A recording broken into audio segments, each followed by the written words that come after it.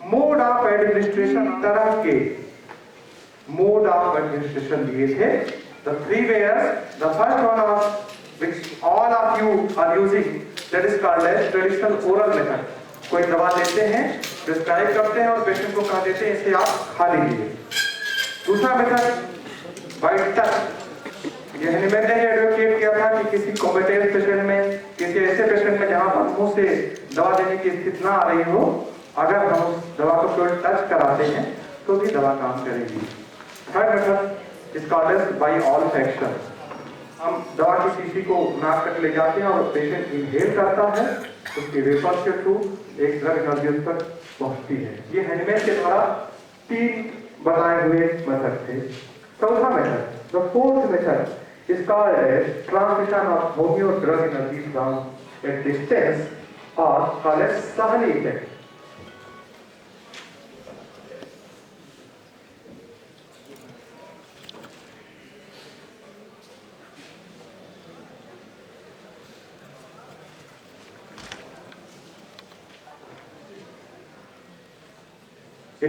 इसके लवर्स द्वारा ये कहा जाता है, साहनी इफेक्ट इसको कहते हैं। फोर्थ मेथड, हम दवा को दूर से पहुंचा सकते हैं मेडिसिन की एनर्जी को पेशेंट तक। कैसे होता है ये आगे देखते हैं। देखिए, लोग पूछते हैं कि डॉक्टर साहनी के दिमाग में कैसे आया कि ड्रग ट्रांसफर जैसी कोई चीज संभव है। न्यूटन के पहले भी सेब ऊपर से नीचे गिरता था, लेकिन न्यूटन कॉन्शियस माइंड के थे, उन्होंने सोचा नीचे ही क्यों गिरता, ऊपर क्यों नहीं जाता है। ऐसे ही डॉक्टर बी साहनी सोचा करते थे कि होम्योपैथी की मेडिसिन जो एवोगाड्रो नंबर को क्रॉस कर जाती है, जो कि एनर्जी के फॉर्म में है, तो क्या एनर्जी मुंह से खाने की चीज है, एनर्जी चम्मच से खाने की चीज है, मुंह में दवा डालने की चीज है। ये तो क्यों हम एडमिनिस्टर करते हैं। तो इसी थॉट पे सोचते सोचते 1967 में जनवरी में जब डॉक्टर बी साहनी भागलपुर में प्रवास कर रहे थे, उसी समय उन्होंने एक पेशेंट को, फीवर के पेशेंट को नेट्रेंगो नाम की मेडिसिन का ट्रांसमिशन किया था और पहली बार इसकी डिस्कवरी हुई थी। दैट वाज द डे 6 जनवरी। अब हम आपको बताते हैं कि ड्रग ट्रांसफर क्या होता है, कैसे करते हैं, क्या चीजें हम फॉलो करते हैं।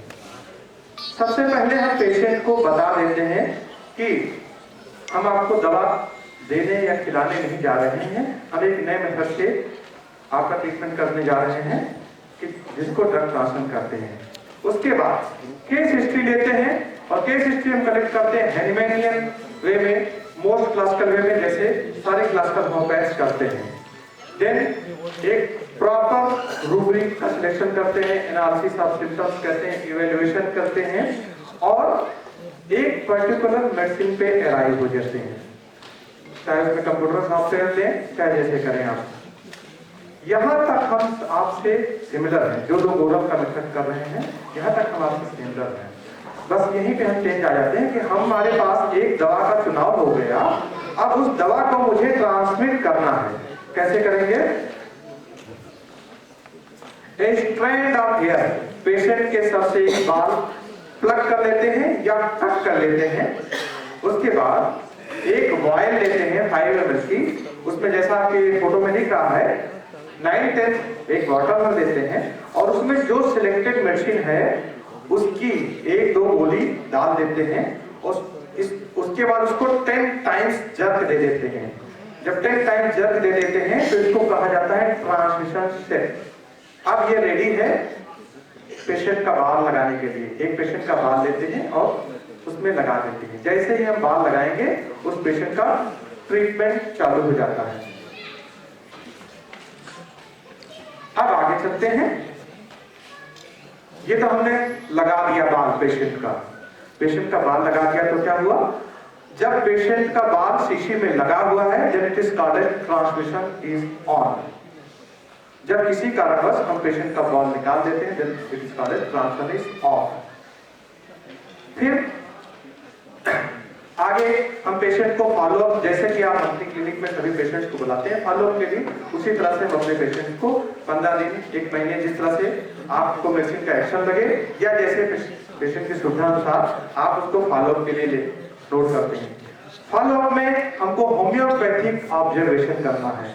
होम्योपैथिक ऑब्जर्वेशन का मतलब है कि कोई भी ड्रग, चाहे वो आप ट्रांसमिट कर रहे हैं चाहे आप वो ओरली दे रहे हैं, दोनों में अगला स्टेप क्या होगा, जब हमने पेशेंट को चाहे खिला दिया चाहे ट्रांसमिट कर दिया, उसका क्या रिएक्शन होगा ये हमको देखना है। That is called homeopathic observation.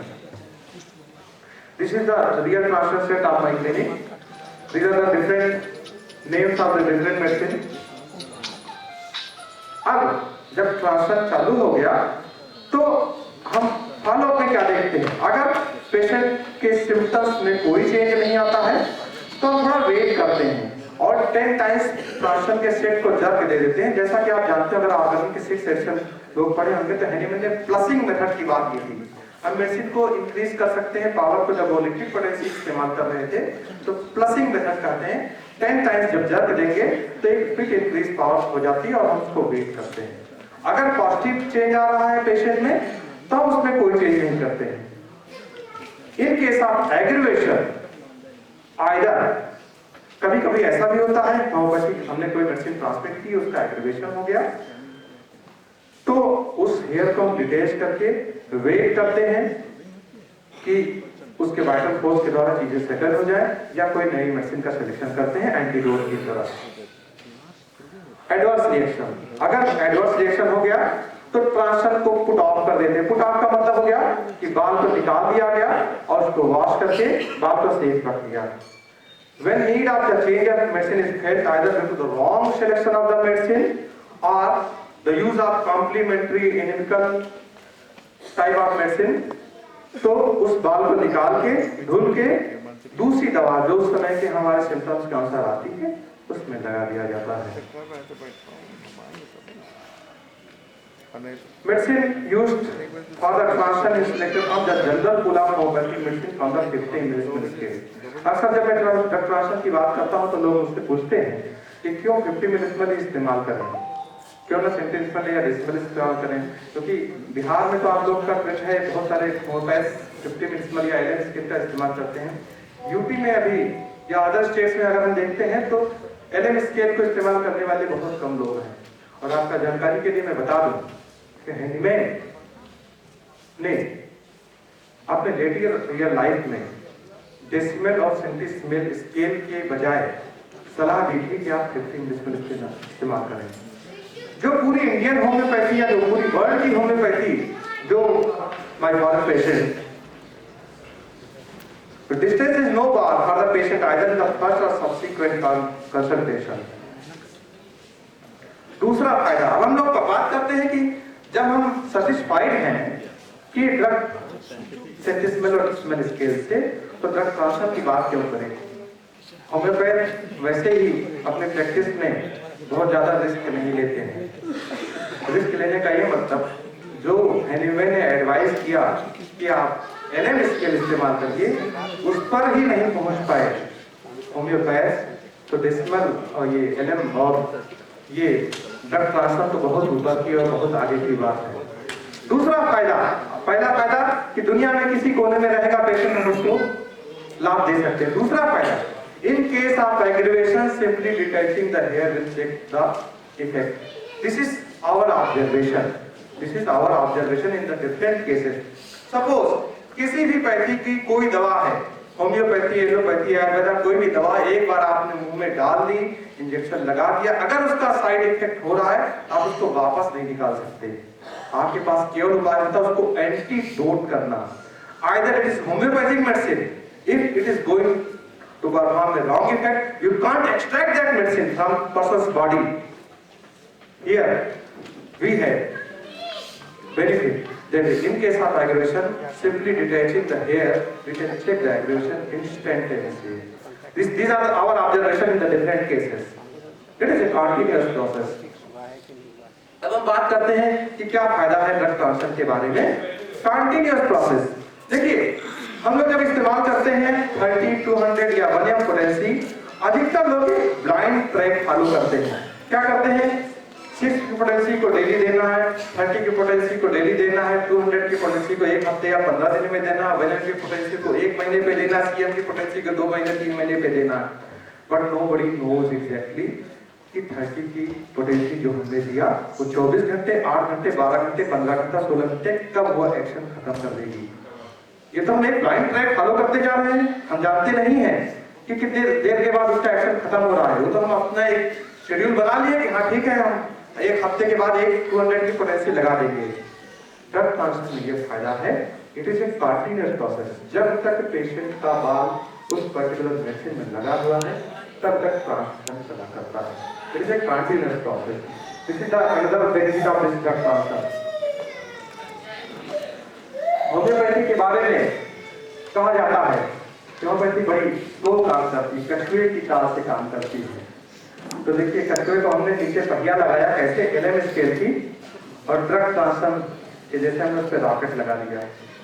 तो this is the pictorial presentation I want to say that is this is the quickest method of administering a homeopathic medicine which I have observed 100 and 1000 times in my practice. This is a practical observation. अब बात करते हैं कि change of medicine, ये students या नए doctors के लिए भी एक अच्छी चीज हो सकती है बनिस्बत इसका मिस यूज ना किया जाए। क्या अगर आप सिंगल मेडिसिन की प्रैक्टिस कर रहे हैं, कई बार ऐसा नहीं होता है कि कोई पेशेंट आपके पास आया और आपको लगा कि इसकी ये दवा है, आपने वो दवा उसको दे दी कि जाओ ये खाओ, खाते रहना, मेरे पास इतने दिन के बाद आना। क्लिनिक से पेशेंट गया, आपने केस को लिस्ट लिख दिया, तब तक आपके दिमाग में आता है अरे नहीं इसकी तो ये दवा नहीं थी, ये तो गलत हो गया है। अब आप क्या कर सकते हैं, या तो पेशेंट को बुलाएं, फिर से बताएं कि ये दवा मत खाओ, या पेशेंट को बताएं कि वहां से जाके दूसरी दवा ले लो। ड्रग ट्रांसफर के केस में हमारे पास ये फायदा है कि हम बाल को निकाल के डिटैच करते हैं, वॉश करते हैं, और उस समय की जो दूसरी सेलेक्ट हुई मेडिसिन है उसको हम लगा देते हैं और उसका इफेक्ट चालू हो जाता है। एक फायदा और है, कई बार ऐसा भी होता है अपनी प्रैक्टिस में कि मेरे पास कोई पेशेंट आया, मैंने उसका केस किया लेकिन मेरी दवा समझ में नहीं आ रही है, हम क्या करें, पेशेंट को या तो सैकलेट देके भेज दें, ये हो सकता है, या बोल दें कि भाई 4 दिन के बाद मेरे पास फिर आना, मैं तुम्हारा केस स्टडी कर लूंगा, फिर लगाऊंगा बाल। मैं अपने सीनियर से या अपने गुरु से कंसल्ट कर लूं। इस मेथड में एक फायदा और भी है, आप उसका बाल लेके रख लीजिए, पढ़ लीजिए, समझ लीजिए, फिर लगा दीजिएगा बाल, है ना फायदा ये। तो these are the some advantages of drug transfer।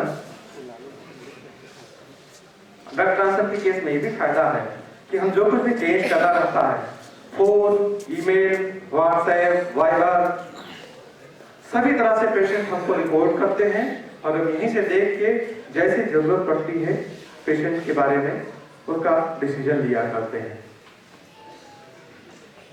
एक फायदा और बता रहे हैं आपको, हिंदुस्तान बड़ा त्योहार और धर्म का देश है। अक्सर आप देखते हैं कि हिंदुओं में बहुत तरह के, अभी 4 दिन के पहले आपने देखा होगा कि व्रत था, सकट की पूजा करते हैं जिसमें लेडीज लोग रखती हैं अपने बच्चों के लिए व्रत, और निराजल व्रत रखती हैं। और अक्सर हमने देखा है कि कुछ पेशेंट्स में ऐसी टेंडेंसी होती है कि अगर निराजल व्रत रहेंगे, दिन भर रहेंगे, तो उनकी कुछ तबीयत खराब हो जाती है। अब आप दवा खिलाएंगे तो वो दवा भी नहीं खाती है क्योंकि उनका रिलीजियस सेंटिमेंट हार्ट होता है। तो यहाँ पे आप दर्शन कर सकते हैं। कुछ ऐसे पेशेंट होते हैं, मुस्लिम में देखिए रोजा होता है, रोजे में सहरी से अफ्तारी के टाइम में वो कोई दवा नहीं खाएंगे, इवन वो आईवी फ्लूइड नहीं करवाते क्योंकि उससे उनका रोजा टूट जाएगा। तो हम इन चीजों को एक अपॉर्चुनिटी की तरह इस्तेमाल कर सकते हैं। हम इस्तेमाल कर सकते हैं कि जब आपको कभी अपनी प्रैक्टिस में लगेगा कि ये पेशेंट को मुझे दवा देना है और अभी रोजा का टाइम चल रहा है, कुछ नहीं कर सकते, एक बार ट्राई करिएगा तो देखा जाएगा कि क्या इफेक्ट आ रहा है, provided your medicine is right. एक और, अक्सर हम लोग के पास जो पेशेंट्स रिपोर्ट करते हैं, कोमेटोज पेशेंट है या कोई लास्ट स्टेज में, सर डॉक्टर साहब आप कुछ कर सकते हैं क्या, मेरा पेशेंट आईसीयू में एडमिट है, उसको ब्रेन हेमरेज हुआ है या उसको कुछ ऐसी चीजें हुई हैं जिसके लिए हम उसको दवा नहीं दे। आप देख रहे हैं ऐसी पेशेंट में आप दवा उसको कैसे खिलाएं, कितनी सारी नलियां लगी हुई हैं चारों तरफ, और एलोपैथिक डॉक्टर्स आपको ओपीडी में घुसने भी नहीं देंगे कि आप अपनी दवा ले जाके वहां पे खिलाएं। किसी तरह से अगर आप उसका बाल ले सकते हैं तो शायद ये उसके लिए वरदान हो जाए, अगर आपकी मेडिसिन सही है और आपको होम्योपैथी के बारे में अच्छा कॉन्फिडेंस है। बहुत बार पेशेंट्स अपने पेट्स के लिए आते हैं, जानवरों के लिए इलाज के लिए आते हैं, और जानवरों को दवा खिलाना कितना कठिन है ये आप लोग जानते होंगे। हम लोगों ने ऑब्जर्व किया है, हम लोगों ने करके देखा है, पेशेंट को कुत्ते के ऊपर, गाय के ऊपर, बहुत इवन एक कबूतर का पंख हमने लगाकर देखा था और उसको फायदा हुआ था। अब देखिए, अभी तक तो मैंने आपसे थोड़ी सी बातें की ड्रग ट्रांसफर के बारे में, कुछ एडवांटेज और डिसएडवांटेज बताया। आप जानते ही होंगे, जैसा कि डॉक्टर स्वामी विवेकानंद जी ने कहा, पहली धर्म की बात का मजाक बनता है, विरोध होता है, फिर अडॉप्ट किया जाता है। यही आज के 7-8 साल पहले की बात है। ड्रग ट्रांसफर के बारे में मैंने जब इंटरनेट पे लिखना चालू किया, तो मैं फेसबुक पे लड़ाई करता था, तो लोग एक सिरे से सबसे ज्यादा इसका विरोध होम्योपैथ करते हैं। लेमैन कभी विरोध नहीं करता, क्योंकि लेमैन को तो बेनिफिट होता है, उसको बेनिफिट से मतलब है। होम्योपैथ को तुरंत सीधा झंडा खड़ा कर देते, नहीं हो नहीं सकता, हमने हैनीमैन पढ़ा है, एलन नहीं पढ़ा है, हैनीमैन की बात करते हैं। हम अभी बताते हैं कि हैनीमैन ने कहां बात की है ड्रग ट्रांसफर की। सर अभी मैं बताता हूं आपको। A very obvious question asked and common question asked कि अगर ड्रग ट्रांसफर जैसी कोई चीज हो सकती थी तो क्या डॉक्टर हैनीमैन ने कभी इसके बारे में हिंट दिया होता ना, कुछ तो एक बताया होता, किसी ना किसी एफोरिज्म, कम से कम 6th एडिशन के एफोरिज्म में तो बताया होता ना कि ड्रग ट्रांसफर जैसी कोई चीज हो सकती है। यस, पढ़िए फुटनोट ऑफ एफोरिज्म 11। ये जब आप पढ़ेंगे तो आपको रियल आइडिया होगी कि होम्योपैथी की मेडिसिन क्या है। होम्योपैथी की दवा फूड ड्रग्स नहीं है जिसको हम मुंह से खाते जाए। होम्योपैथी की दवा डायनेमिक इन्फ्लुएंस है, डायनेमिक पावर की बात की है। अगर footnote of 6th edition of Organon आप पढ़ेंगे 11 अपोरिज्म, देखिए डॉक्टर हैनीमैन क्या कहते हैं। The dynamic effect of sick making influence upon the healthy man as well as the dynamic energy of the medicine upon the principle of life is the restoration of health, nothing else than the infection, and so not in any way material, not in any way mechanical। हमारी जो दवा होती है ना material होती है ना mechanical होती है। ये हैनीमैन का 6th एडिशन का फुटनोट है 11th। Just as the energy of magnet attract a piece of iron or steel is not material and not metal। जैसे चुंबक चिपक लेता है ना आयरन के टुकड़े को, वैसे ही हमारी दवा काम करती है बिना इन्वॉल्व हुए, केवल एक डायनेमिक फॉर्म है। आगे देखिए हैनीमैन क्या कहते हैं। Dynamics is an influence